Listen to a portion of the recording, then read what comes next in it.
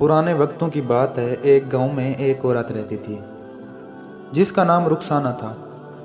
उस औरत का एक बेटा था जिसका नाम असद था और वो बहुत ही खुशी की ज़िंदगी गुजार रहे थे कि अचानक एक दिन रुखसाना का खावंद एक हादसे में फौत हो गया। उस वक्त असद 6 साल का था। रुखसाना का खावंद उन दोनों माँ बेटे के लिए रोज़ी कमाने का ज़रिया था, लेकिन अब रुखसाना और उसका बेटा दोनों मुफलिसी की ज़िंदगी गुजारने लगे। रुखसाना अपने बेटे को अच्छा कामयाब शख्स बनाना चाहती थी, इसलिए उसने खुद मेहनत मजदूरी करना शुरू कर दी। उसने असद का दाखिला एक बहुत ही अच्छे स्कूल में करवाया। फिर वक्त गुजरता गया और 20 साल के बाद उसका बेटा असद एक कामयाब इंजीनियर बन गया। अब उनके पास अल्लाह का दिया सब कुछ था और उस औरत ने अपने बेटे की शादी भी कर दी। शादी के बाद असद पहले जैसा ना रहा। असद ने अपनी माँ से बुरा सलूक करना शुरू कर दिया। अब रुखसाना काफ़ी बूढ़ी हो चुकी थी और असद ने उसका सही से ख्याल ना रखा। वो ना ही उसे वक्त देता और ना ही उसकी सेहत की परवाह करता। ऐसा लगता था कि असद अपनी माँ की तमाम कुर्बानियों को भुला चुका था। रुखसाना अब बुढ़ापे की वजह से बीमार रहने लगी और घर में उसका दम घुटने लगा।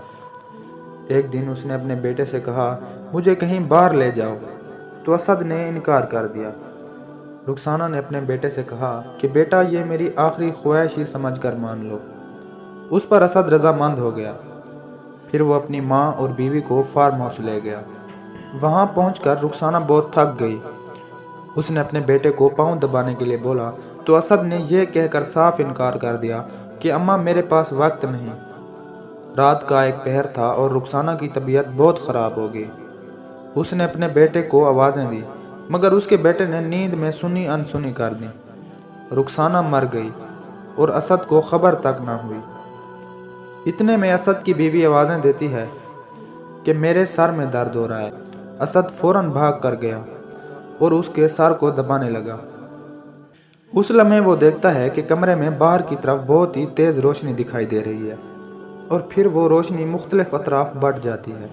असद देखता है कि सहन में एक बहुत खूबसूरत लड़की अपने हाथ में सोने का बर्तन लिए खड़ी है। असद ने कहा, तुम कौन हो और यहाँ पर क्या कर रही हो? लड़की ने कहा, मैं सुनहरी परी हूँ और जो भी इस दुनिया में अच्छे काम करता है मैं अल्लाह के हुक्म से उसको इनाम देती हूँ और बुरे अमाल करने वाले को सज़ा। परी ने कहा, असद, तुमने माँ की खिदमत करने में गफलत की है। क्या तुम्हें अपनी माँ की तमाम कुर्बानियाँ याद नहीं हैं? और अब तुम उनकी कभी खिदमत ना कर सकोगे क्योंकि अब वो इस दुनिया में नहीं है और तुमको माफ़ी मांगने का मौका भी ना मिल सका। अब तुम पूरी ज़िंदगी खुद को कोसते रहोगे।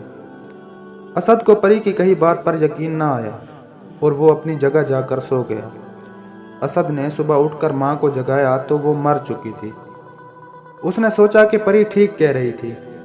असद को अपनी गलतियों का एहसास हो गया और अब उसको कहीं सुकून ना आता। इस वाक़ये के 10 दिन बाद परी दोबारा उसके ख्वाब में आई और कहा कि तुम खुशकिस्मत हो असद, तुम्हारी माँ ने तुम्हें माफ़ कर दिया और याद रखो, ज़िंदगी में कभी मौका मिले तो दूसरों की खिदमत करना। असद अपनी माँ को हर वक्त याद करता रहता और ख़ुद को कोसता रहता कि मेरी माँ कितनी रहमदिल औरत थी कि उसने मुझे माफ़ कर दिया। कोई भी वालिदैन अपनी औलाद को दुख में नहीं देख सकता।